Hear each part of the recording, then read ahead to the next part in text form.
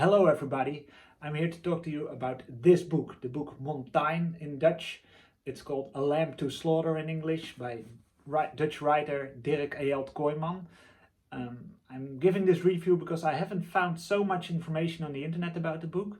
I'm not really going to go into its context, but some of the information I found out about the book and Jan Montyn himself in the course of after reading this book. I'm assuming if you looked for this video, you've already read it, so I'm not going to go into the contents of what it was about. This book I had to read in high school for the subject of the Dutch language. And the teacher went over a series of books we could read, and I remember him describing one book about the horrors of war or something, and I thought, that's the book I'm going to read. That sparked my interest, and because of this book I actually started enjoying reading. Reading was not really my thing at that age. I had to read like 7 books for the subject of Dutch, and this was the book that got me to really enjoying reading, and because of this book I have read many books now. The book is obviously a biographical book about Jan Montyn, and the book describes in extreme detail basically the horrors of World War II, and like that's the majority of the book, but then also the Korean War, the traveling he did in between, and the Vietnam War even in the end.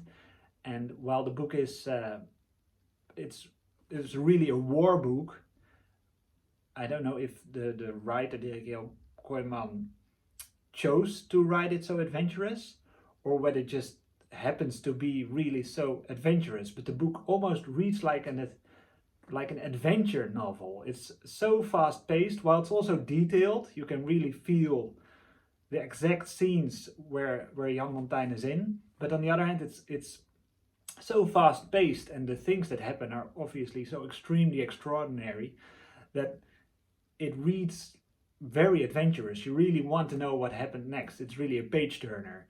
Of course, there's a part of the book which describes Jan Montyn basically breaking the law. That's the long and short of it.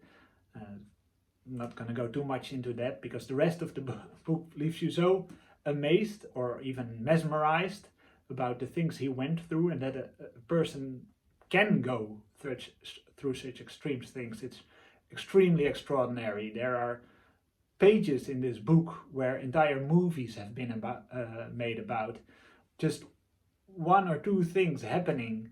In other books have been totally written about it, but this person went through so incredibly a lot. It's almost unbelievable. After I read this book for the first time when I was 17, I read it again, and then many years later again, and a 4th time. But basically it's one of my favorite books. When I read it, I thought I wanted to get to know this Jan Montyn, so I've been once to one of his art exhibit openings, hoping that he was there. He wasn't there, and then I found out that I could write a letter to the publisher, the Harmonie, and then they would forward it to Jan Montyn, and they did that. I received a letter back from him. This was pretty cool for me. I was actually fairly young.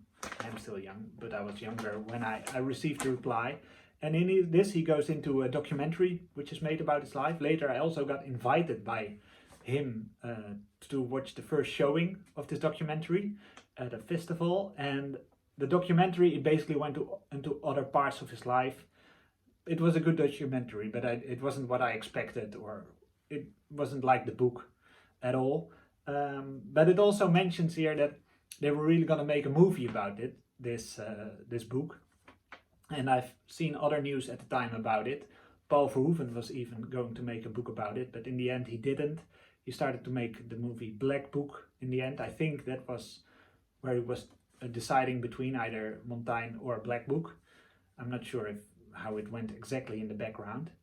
I do understand it. This book contains so much basically scenes, situations, that it cannot go into one movie. It can go maybe into an 8-part miniseries on Netflix or whatever, but it's not a movie subject. But altogether, a miniseries could be made about it. It's definitely material for also the small screen or the big screen.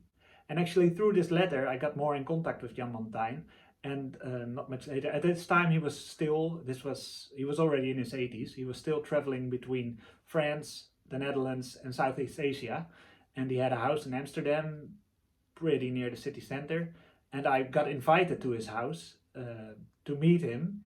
What was he like? Obviously he was already in his 80s at this time, so he was an aged man, but he did still provide information what he had been doing, even including still, I don't know how recent that still was, but he had been working on diffusing landmines which were still lying around in Southeast Asia from the Vietnam War, and he even showed me pictures of people who he worked with at the time. Further, we had a regular conversation in regards to meeting each other for the first time. I have also later written to the Harmonie, the publisher of the book, and I thought it would be good to sort of either make a Montyn Part 2 or to just give a new edition of the book, which also includes the rest of his life, even if it's less adventurous, just to have this full package of his life. And I wrote to the publisher about it, but they said that they had no plans for it at the time. Now I think it's too late, because obviously Jan Montyn is no longer with us. So I want to thank you for watching this video. I hope you liked it. I hope you enjoyed the book Montyn. I think you did if you watched this video until this far. And maybe we'll one day see a movie or a short series about this life.